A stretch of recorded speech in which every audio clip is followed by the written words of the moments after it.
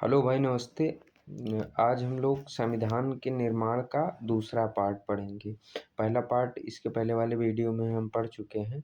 उसके बाद हम लोग दूसरा वाला पार्ट पढ़ेंगे। ठीक। पहला पार्ट ये हम लोग पढ़ चुके हैं। शुरुआत यहाँ से दूसरे पार्ट की होगी। संविधान सभा का गठन। संविधान सभा के सदस्यों का चुनाव सार्वभौमिक मताधिकार के आधार पर नहीं हुआ था। मतलब जनता के द्वारा इनका जो चुनाव हुआ था, जनता के द्वारा प्रॉपर तरीके से नहीं हुआ था। तब कैसे हुआ था? 1945-46 की सर्दियों में भारत के प्रांतों में चुनाव हुए थे, जो प्रांतीय चुनाव हुए थे। इसके पश्चात प्रांतीय संसदों ने संविधान सभा के सदस्यों का चुनाव, जो प्रांतीय सांसद वहाँ के बने थे, उन्होंने संविधान सभा के सदस्यों का चुनाव किया था। ठीक। नई संविधान सभा में कांग्रेस प्रभावशाली थी। प्रांतीय चुनाव में कांग्रेस ने सामान्य चुनाव क्षेत्रों में भारी जीत प्राप्त की। मतलब उस समय कांग्रेस का पूरी तरह से वर्चस्व था, इसलिए लगभग जितने चुनाव उस समय हुए थे, लगभग जो सांसद कांग्रेस के ही थे। और मुस्लिम लीग को अधिकांश आरक्षित मुस्लिम सीटें मिल गई थी। जो वहाँ की आरक्षित मुस्लिम सीटें थी, वो रिजर्वेशन के तौर पर मुस्लिम को वो जो सीटें मिली हुई थी, तो वो उनके पार्ट में आ गई थी। लेकिन ज़्यादातर सीटें कांग्रेस के खाते में थी। लेकिन लीग ने संविधान सभा का बहिष्कार उचित समझा और एक अन्य संविधान बनाकर उसने पाकिस्तान की मांग को जारी रखा। मतलब एक क्वेश्चन कभी कभी पूछा जाता है कि संविधान सभा का बहिष्कार किसने किया, तो उसमें ऑप्शन दे दिया जाता है मुस्लिम लीग, कांग्रेस, मान लीजिए जनता दल, ऐसे इनमें से कोई नहीं, ऐसे 3-4 ऑप्शन दे दिया जाता है, तो उसमें मुस्लिम लीग सही होगा। और अन्य संविधान बनाकर उसने पाकिस्तान की मांग को जारी रखा। मतलब पाकिस्तान प्रॉपर तरीके से मुस्लिम लीग की मांग थी। शुरुआत में समाजवादी भी संविधान सभा से परे रहे, क्योंकि वे उसे अंग्रेजों की बनाई हुई संस्था मानते थे। मतलब समाजवादी जो थे वो मानते थे कि जो संविधान सभा बनी है वो अंग्रेजों द्वारा बनाई गई है। वे मानते थे कि इस सभा का वाकई स्वायत्त होना असंभव है। इन सभी कारणों से संविधान सभा के 82% सदस्य कांग्रेस पार्टी के ही सदस्य थे। अब इतने ज़्यादा सदस्य होने पर किसी को भी शंका होगी, जैसे एक पार्टी की ज़्यादा सदस्य हैं तो सबको शंका होगी कि कांग्रेस द्वारा या अंग्रेजों द्वारा ही बनाई गई संविधान सभा है। तो इसलिए समाजवादी को और मुस्लिम लीग को, दोनों को शक हुआ था। परंतु सभी कांग्रेस सदस्य एकमत नहीं थे। इसमें कांग्रेस में भी एकमत नहीं था। कई निर्णायक मुद्दों पर उनके मत भिन्न हो सकते थे। ये भी सही बात है, क्योंकि उस समय जो भीमराव अंबेडकर जी थे, वो कुछ उनके विचार अलग थे और नेता के विचार उनसे भिन्न थे। तो इसीलिए तो कांग्रेस के जो सदस्य भी थे, उनके भी विचार प्रॉपर एक मत नहीं थे, अलग अलग थे। सॉरी। कई कांग्रेसी समाजवाद से प्रेरित थे, तो कई अन्य जमींदार के हिमायती थे। मतलब कुछ समाजवादी विचारधारा के थे, लेकिन कुछ लोग वो जमींदार या राजा के पक्ष में चाहते थे। कुछ सांप्रदायिक दलों के करीब थे, लेकिन कई पक्के धर्मनिरपेक्ष थे। राष्ट्रीय आंदोलन की वजह से कांग्रेसी वाद विवाद करना और मतभेदों पर बातचीत कर समझौते की खोज करना सीख गए थे कि कैसे समझौता करना है।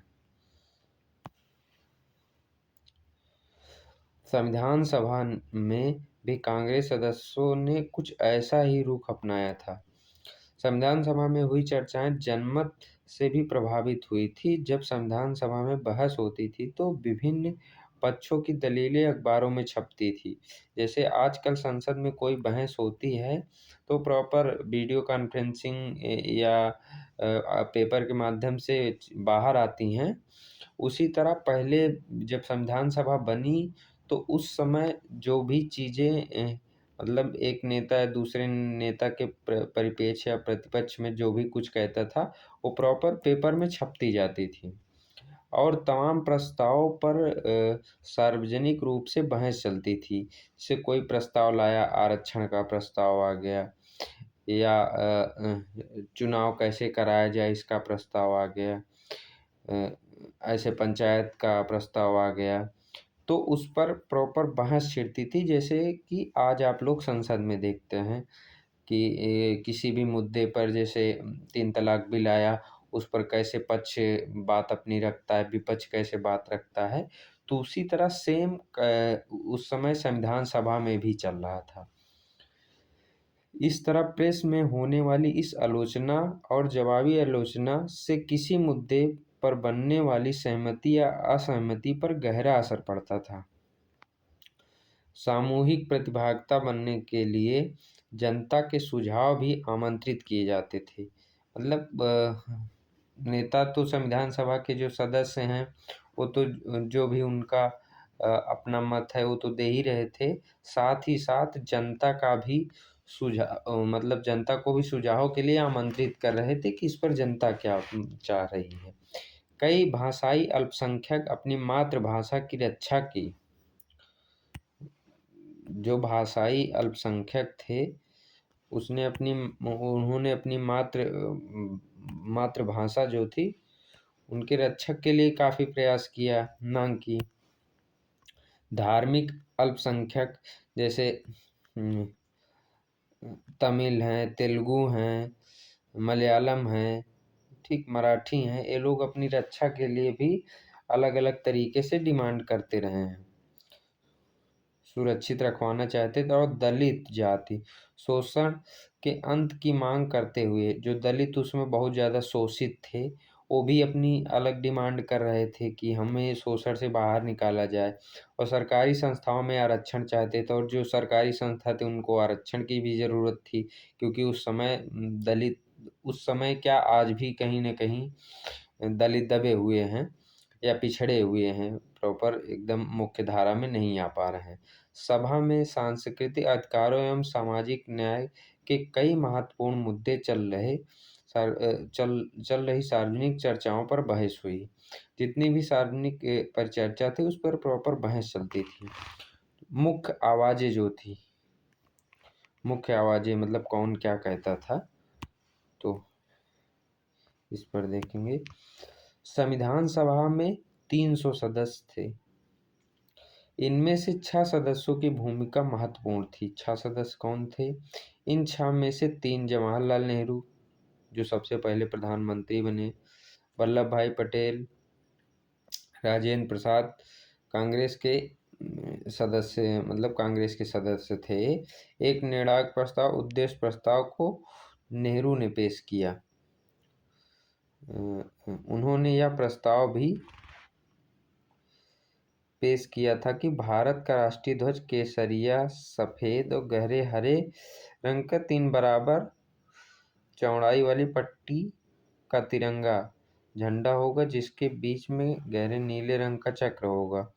पटेल मुख्य रूप से पर्दे के पीछे कई महत्वपूर्ण काम कर रहे थे। इन्होंने कई रिपोर्टों के प्रारूप लिखने में खास मदद की और कई परस्पर विरोधी विचारों के बीच सहमति पैदा करने में महत्वपूर्ण भूमिका अदा की। राजेंद्र प्रसाद संविधान सभा के अध्यक्ष थे। अध्यक्ष कौन था, ये भी क्वेश्चन कभी कभी पूछ लिया जाता है एसएससी वाले एग्जाम्स में कि संविधान सभा के अध्यक्ष कौन थे। सभा में हाँ 2 क्वेश्चन पूछता है, एक अस्थाई एक अस्थाई। अगर अस्थाई पूछता है तो सच्चिदानंद सिन्हा थे, अगर अस्थाई पूछता है तो डॉक्टर राजेंद्र प्रसाद थे। सभा में चर्चा रचनात्मक दिशा ले और सभी सदस्यों को अपनी बात कहने का मौका मिले, यह उनकी जिम्मेदारी थी। हाँ, जो अध्यक्ष होता है उसके आज भी जो भी संसद में या विधानसभा में जो भी अध्यक्ष होते हैं, उनकी प्रॉपर ये जिम्मेदारी होती है कि वो जो जितने सदस्य हैं सबको समय दिया जाए, सबको बोलने का मौका दिया जाए। तो सेम वही प्रोसेस वहाँ पे भी था। कांग्रेस ने इस त्रिगुट के अलावा प्रस्ताव विधेयता और अर्थशास्त्री B.R. अम्बेडकर भी सभा के सबसे महत्वपूर्ण सदस्यों में से एक थे। अम्बेडकर जी भी उस समय इन सदस्यों में से मान लीजिए एक ही थे। यद्यपि ब्रिटिश शासन के दौरान अम्बेडकर कांग्रेस के राजनीतिक विरोधी रहे थे। कांग्रेस जो है, अम्बेडकर जी कांग्रेस के विरोधी भी रहे ब्रिटिश काल में, परंतु स्वतंत्रता के समय महात्मा गांधी की सलाह पर उन्हें केंद्रीय विधि मंत्री का पद संभालने का न्योता दिया गया। देख रहे हैं, महात्मा गांधी ने इस चीज के लिए उनको इनवाइट किया था कि आपको विधि मंत्री बनाया, क्योंकि उनको कानून का बहुत अच्छा नॉलेज था, इसलिए गांधी जी ने उनको इनविटेशन दिया। इस भूमिका में उन्होंने संविधान की प्रारूप समिति के अध्यक्ष के रूप में, प्रारूप समिति के अध्यक्ष, ये भी पूछा जाता है कि प्रारूप समिति के अध्यक्ष कौन थे, तो अम्बेडकर जी थे। उनके हाथ में दो अन्य वकील भी काम कर रहे थे, उनके साथ में जो दो अन्य वकील काम कर रहे थे, एक गुजरात के के एम मुंशी, ये भी इनका भी अच्छा नाम है। दूसरे मद्रास के अल्लादी कृष्ण स्वामी अय्यर, A.K. अय्यर इनको कहते हैं, शार्ट में आप लोग ना देखे हो तो जान लीजिए A.K. अय्यर। दोनों ने ही संविधान के प्रारूप पर महत्वपूर्ण सुझाव दिए। प्रारूप कैसा, उसका ढांचा कैसा बनाना है, इन दोनों लोगों ने अच्छा सुझाव दिया है। इन 6 सदस्यों को 2 प्रशासनिक अधिकारियों ने महत्वपूर्ण सहायता दी। इनमें से एक B.N. राव थे। वह भारत सरकार के संवैधानिक सलाहकार थे और उन्होंने अन्य देशों की राजनीतिक व्यवस्था का गहन अध्ययन करके कई चर्चा पत्र तैयार किए थे। कि इसका मतलब यह है कि जो B.N. राव जी थे, उन्होंने अन्य देशों में जाकर उसका गहन अध्ययन किया, उस देश के संविधान का, कि इस देश के संविधान से भारत को क्या लेने की ज़रूरत है, क्या लेने की ज़रूरत नहीं है। तो इसी तरह जब हमारा संविधान बना, तो जैसे कुछ पार्ट अमेरिका से लिया गया, कुछ पार्ट ब्रिटेन से लिया गया, कुछ रूस से लिया गया, कुछ ऑस्ट्रेलिया से लिया गया, कुछ दक्षिण अफ्रीका से लिया गया। तो ऐसे ऐसे चुन चुन कर जहाँ जो अपने भारत में फिट बैठता था, तो वो दूसरे देश से ले लिया गया है। इसलिए कभी कभी कहा जाता है कि ये चोरी का संविधान है, चोरी का संविधान या कापी संविधान बोला जाता है। तो इसमें अलग अलग नए नए मतभेद आए, लेकिन जो जहाँ का अच्छा लगा भारत के लिए, वहाँ से B.N. राव जी ने और इनकी टीम ने यहाँ पे लाके प्रस्ताव रखा कि यहाँ से चीज लेने से। दूसरे अधिकारी SN मुखर्जी थे। इनकी भूमिका मुख्य योजनाकार की थी। मुखर्जी जटिल प्रस्ताव को स्पष्ट वैदिक भाषा में व्यक्त करने की क्षमता रखते थे। अम्बेडकर के पास सभा में संविधान के प्रारूप को पारित करवाने की जिम्मेदारी थी। इस काम में कुल मिलाकर 3 वर्ष लगे और इस दौरान हुई चर्चाओं में मुद्रित रिकॉर्ड 11 भारी भरकम खंडों में प्रकाशित हुई। इस लंबी मगर दिलचस्प प्रक्रिया थी। संविधान सभा के सदस्यों ने अपने विविध दृष्टिकोण बड़ी सफाई से पेश किए थे। इनकी प्रस्तुतियों में हम भारत के भविष्य से जुड़े कई मुद्दों पर परस्पर विरोधी विचार देख सकते हैं। विरोधी विचार किसने दिया था? देश के भावी प्रारूप पर भारतीय भाषाओं, राष्ट्र के कौन सी राजनीतिक एवं आर्थिक व्यवस्थाओं अपनानी चाहिए, कौन सी राजनीतिक और आर्थिक व्यवस्था अपनानी चाहिए, कौन सी नहीं अपनानी चाहिए, नागरिकों के नैतिक मूल्य कैसे होने चाहिए, कैसे नहीं होने चाहिए, इन सभी प्रश्नों पर गहन चर्चा हुई थी।